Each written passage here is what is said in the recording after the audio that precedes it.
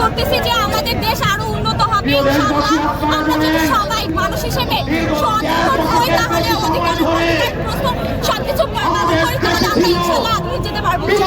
আমাদের পাশে অনেক গার্জিয়ানরাও আছে, আমরা অনেক খুশি আর আমরা শেষ পর্যন্ত এগিয়ে যাওয়ার চেষ্টা করব, সাফল্য আমাদের লক্ষ্য পূরণ হবে। ওকে, থ্যাংক ইউ। এবং আশাবাদী যে দেশে নতুন কোনো দল আসবে সে দল হবে ব্যতিক্রম, সে দল হবে এই দেশ জাতি মাটি ও মানুষের নয়। বাংলাদেশ স্বাধীন হয়েছে 53 বছর। এই 53 বছরে আমার জীবনে আমি অনেক দলের গঠন দেখেছি, তাদের আদর্শের দেশ শাসন দেখেছি, কিন্তু এই 53 বছর ইতিহাসে আমি একটি দল গঠন প্রক্রিয়ায় এত বড় শোডাউন বাংলাদেশে দেখিনি। এতদিন ধরে অর্থাৎ 2024-এর জুলাই আগস্টের গণ অভ্যুত্থানের পরে আমরা একটি দল গঠনের কথা শুনেছি, একটি নতুন আদর্শের কথা শুনেছি, একটি নতুন সংস্কারের কথা শুনছি, দেশ শাসনের স্বপ্ন দেখছি। সবকিছু মিলিয়ে এদেশের মানুষ এমনকি বিদেশের মানুষের মধ্যেও এক ধরনের আলোচনা, সমালোচনা, কৌতূহল, আগ্রহ ছিল। গতকালের দল ঘোষণায় সে আগ্রহের খানিকটা অবসান ঘটেছে। এই অনুষ্ঠানে উপস্থিত থেকে দলের কেন্দ্রীয় নেতা নেত্রীদের বক্তব্য শুনে আমি আশান্বিত হয়েছি। তাদের বক্তব্যে প্রাধান্য পেয়েছে গণ অভ্যুত্থানের স্পিরিট। নতুন বাংলাদেশের স্বপ্ন, নতুন বাংলাদেশের আশা, নতুন বাংলাদেশের জাগরণ। এই জাগরণে আপনারা ঐতিহাসিক পার্লামেন্টের সামনে উপস্থিত হয়েছেন। এই পার্লামেন্টের সামনে থেকে জনতা ঐতিহাসিক 5 অগস্টে শেখ হাসিনা এবং তার দোসরদেরকে এই দেশ থেকে পালাতে বাধ্য করেছিল।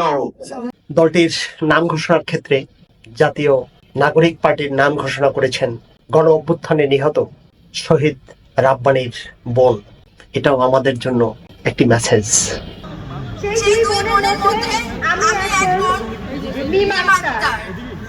ইতিহাসের পাতায় কখনো হয়তো দেখা হয়নি মনের কাছে ভাইয়ের লাশ।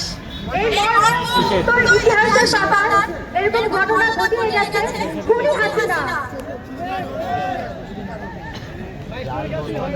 আমি শহীদ ইকবাল হোসেন রাব্বির বোন 2024 সালের গণঅভ্যুত্থানের পর ছাত্র জনতার নেতৃত্বে যে নতুন রাজনৈতিক দলটি বাংলাদেশে আত্মপ্রকাশ করতে যাচ্ছে তার নাম জাতীয় নাগরিক পার্টি।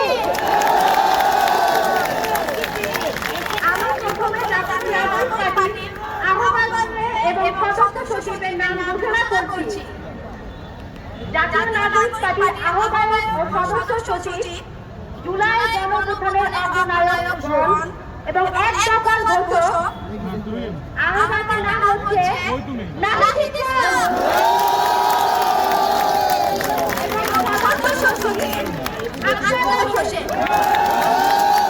আমরা অনেক সময় শুধু ইতিহাস চর্চা করি, নতুন ইতিহাস সৃষ্টির ক্ষেত্রে অনেকখানি পিছিয়ে আছি। আমরা এতদিন শুনে এসেছি নতুনরা অর্থাৎ আজকের তরুণ যুবরা রাজনীতি বিমুখ। আমি সেখান থেকে আরো বেশি আশান্বিত। এখনকার তরুণ যুবরা, কিশোর কিশোরীরা এই রাজনীতিতে অনেকটা এগিয়ে এসেছেন। আমরা জুলাইয়ের আন্দোলন এবং 5ই আগস্টের গণ অভ্যুত্থানে যে বিজয় অর্জন করেছি, যে স্পিড নিয়ে দেশের ছাত্র জনতা যে স্পিড নিয়ে আমরা এগিয়েছিলাম, আজও কি তোমাদের সেই স্পিড আছে?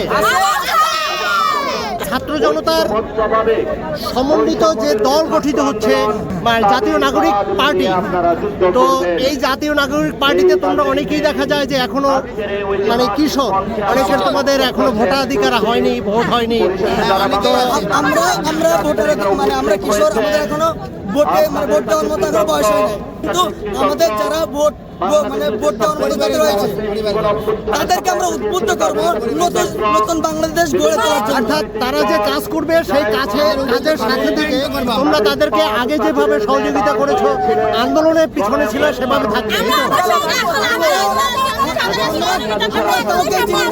যে দেশের জন্য, জনগণের জন্য যেই কাজ করবে তার সাথে আমরা আছি,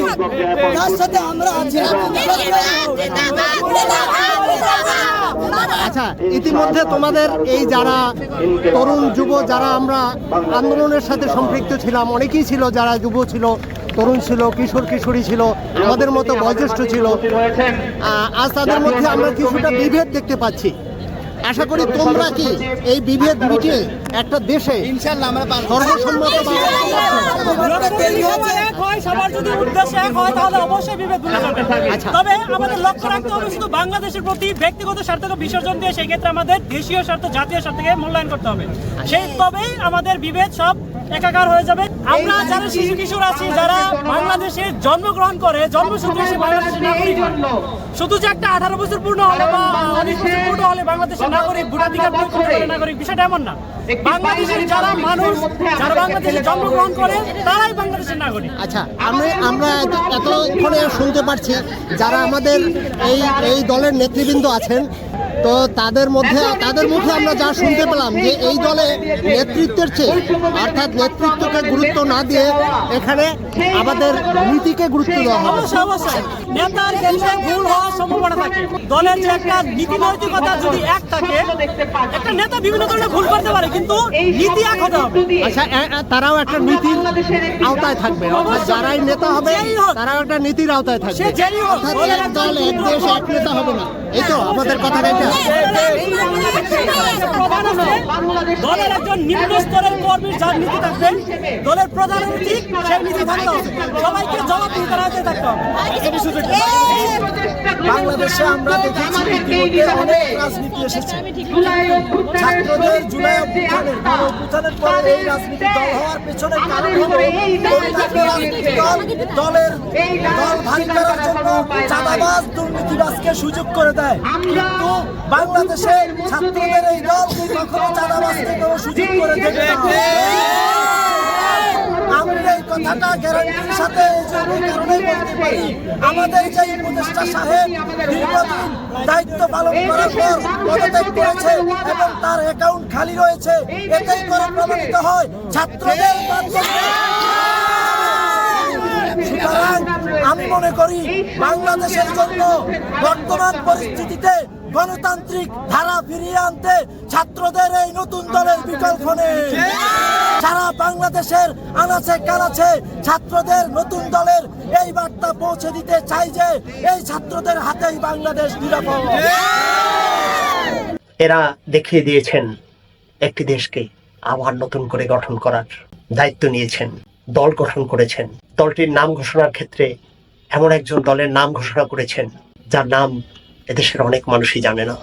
আরেকটি বিষয় আমার খুব দৃষ্টিগোচর হয়েছে, এই নাম ঘোষণাকে কেন্দ্র করে জাতীয় নাগরিক পার্টির যে সকল নেতা নেত্রী মঞ্চে উপস্থিত ছিলেন, মঞ্চে কোনো চেয়ার রাখা হয়নি, এরা সবাই হাঁটু গেড়ে বসেছিলেন।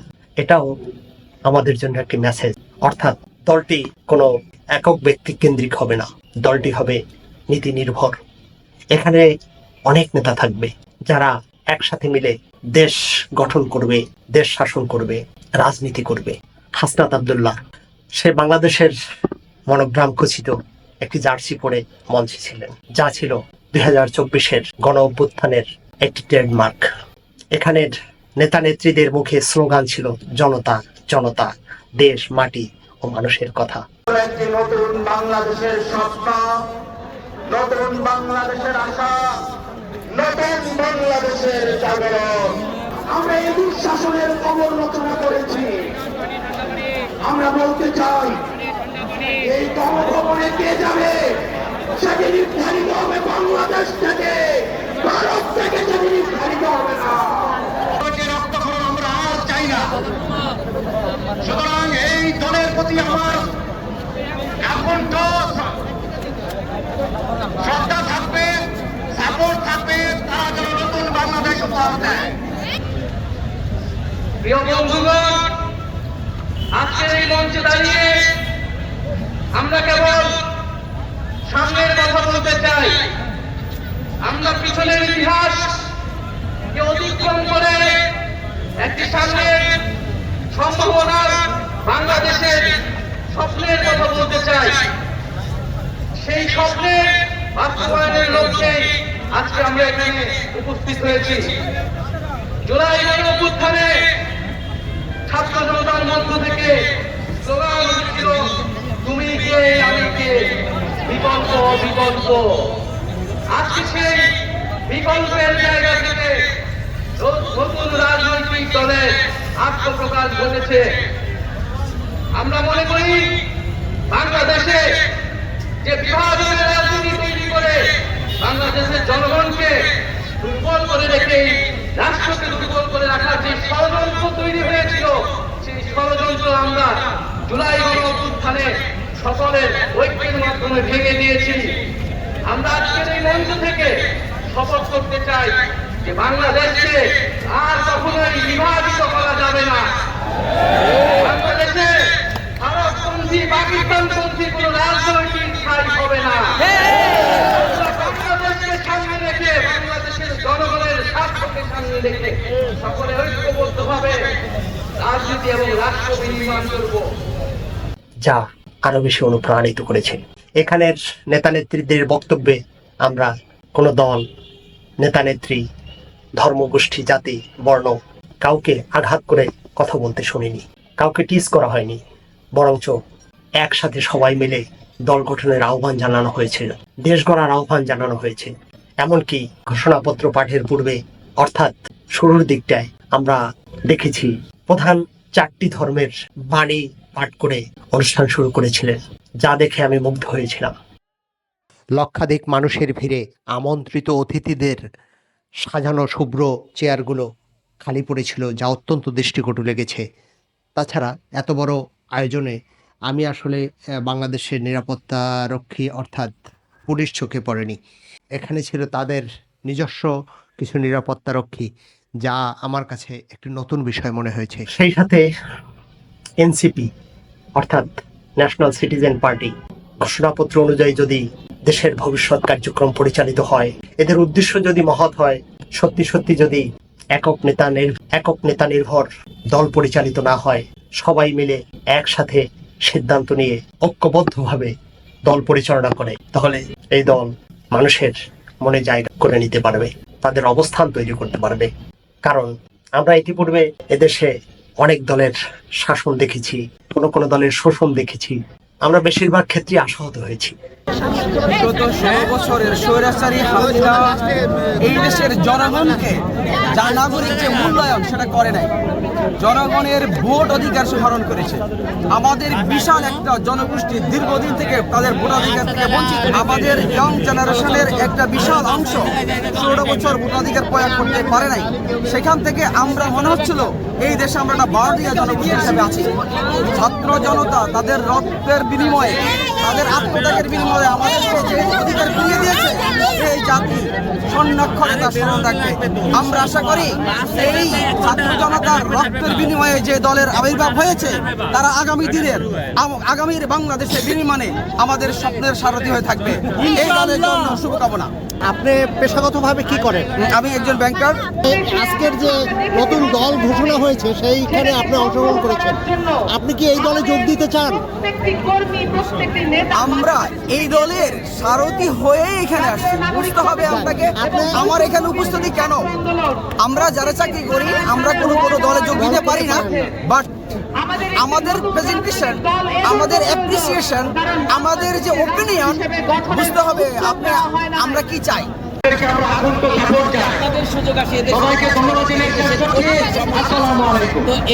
তাহলে সেই ক্ষেত্রে দেশের কোন কোন সমস্যার সমাধান করে এগিয়ে নেবেন দেশকে? অপেক্ষার কালা প্রায় শেষ হয়ে আসছে। সরকারি এই মুহূর্তে আপনাদের সামনে বক্তব্য রাখবেন সব বিষয় নিয়ে আমরা কাজ করব, জুলাই বিপ্লবের অগ্রদূত যাতে করে ঢাকা বিশ্ববিদ্যালয়ের দুর্নীতি হয়, মেধাবী শিক্ষার্থী আমরা সেজন্য কাজ করতে চাই। বৈষম্যবিরোধী ছাত্র আন্দোলনের অন্যতম কেন্দ্রীয় সমন্বয়ক, বৈষম্যবিরোধী ছাত্র আন্দোলনের বিপ্লবী আহ্বায়ক আস্তা বাতুল্লাহ। প্রত্যাশাটা কেমন এই নতুন দলের কাছে? প্রত্যাশা কি? সুস্থ সমাজ পরিবেশ আমরা গঠন করতে চাই, আর আমরা চাই সবসময় যাতে আমাদের দেশটা মুক্ত থাকুক, অপরাধ মুক্ত থাকুক, এতে আমরা সবাই খুশি হব। আশাবাদী কতটুকু যে হ্যাঁ আমাদের যে চাওয়াটা, আমরা যেভাবে বাংলাদেশটা করতে চাই করতে পারবো? আমাদের চেষ্টা শেষ হবে। আমরা যতটুকু আমরা আশাবাদ করতেছি যে আমাদের দেশ আরো উন্নত হবে ইনশাআল্লাহ। আমরা যদি সবাই মানুষ হিসেবে সচেতন হই তাহলে অধিকার প্রশ্ন সবকিছু পালন করি তাহলে আমরা ইনশাআল্লাহ আগে যেতে পারবো। আমাদের লক্ষ্য করবো তখন আমরা এই এগিয়ে যাব। আচ্ছা, এই ক্ষেত্রে আমরা আসলে রাজনৈতিক নেতৃত্ব বা নেতা বলতে বুঝতাম যে একটু বয়োজ্যেষ্ঠ মানুষ, সিনিয়র মানুষ, সেই ক্ষেত্রে আমরা একদম তরুণরা আসলে এবার নেতৃত্ব দিচ্ছি, এটা আপনাদের কাছে কেমন লাগছে? এটা তো আমাদের পাশে অনেক গার্জিয়ানরাও আছে, আমরা অনেক খুশি আর আমরা শেষ পর্যন্ত এগিয়ে যাওয়ার চেষ্টা করব, সাফল্য আমাদের লক্ষ্য পূরণ। ওকে, থ্যাংক ইউ। আমরা এতক্ষণ এখানে ছাত্র জনতা, কিশোর কিশোরী অনেকের বক্তব্য শুনলাম। সবারই স্পিচ হচ্ছে আগামী নতুন রাজনীতি, নতুন দল, নতুন দেশ গড়ার। তো সেই দেশ গড়ার সারথি হিসাবে আমরা এসেছি, একজন মিডিয়া কর্মী হিসাবে এখানে অংশগ্রহণ করেছি এবং আশাবাদী যে দেশে নতুন করে কোনো দল আসলে সে দল হবে ব্যতিক্রম, সে দল হবে এই দেশ, জাতি, মাটি ও মানুষের দল। সার্বজনীনভাবে চিন্তা করে এই দল পরিচালিত হয় তাহলে একদিন না একদিন এদেশের মানুষের মনে এ দল জায়গা করে নেবে। কিন্তু এই নতুন দলের আহ্বানে অনেক মানুষ একাত্ম হয়েছেন। তরুণ তরুণী, যুবা, কিশোর কিশোরী একাত্মতা ঘোষণা করেছেন। এদের উচ্ছ্বাস দেখেছি, এদের প্রাণের উন্মাদনা দেখেছি, এদের চোখে আশার আলো দেখেছি। নতুন করে দেশ গড়ার শপথ নিয়েছেন, একাত্মতা ঘোষণা করেছেন, হাত তুলেছেন। সত্যি সত্যি যদি এই দল এমন সমবেত উচ্চারণে, এমন ঐক্যবদ্ধভাবে তারা এগিয়ে যেতে পারে তাহলে তাদের পথ কেউ রুখতে পারবে না। একটি দল পরিচালনার ক্ষেত্রে, দেশ গঠনের ক্ষেত্রে, দেশ শাসনের ক্ষেত্রে সমালোচনা থাকবে, আলোচনা থাকবে, বাধা থাকবে। এসব পেরিয়ে সাহস নিয়ে এগিয়ে যাওয়া, অর্থাৎ একটা ফোকাস করে এগিয়ে যেতে পারার মধ্যে এক ধরনের নেতৃত্ব প্রতিজ্ঞা কাজ করে। এরা সেই প্রতিজ্ঞা নিয়ে এগিয়ে যাবে, তারা পথ হারাবে না। সেই সাথে এই তরুণ যুবা, শিশু, কিশোর কিশোরী তাদের কেরিয়ার গঠনেও আত্মনিয়োগ করবে, ভালোভাবে লেখাপড়াও চালিয়ে যাবে, আবার দেশের কাজেও হাত লাগাবে। এই শুভকামনায় শেষ করছি আজকের রাজনৈতিক কাহন। আল্লাহ হাফেজ।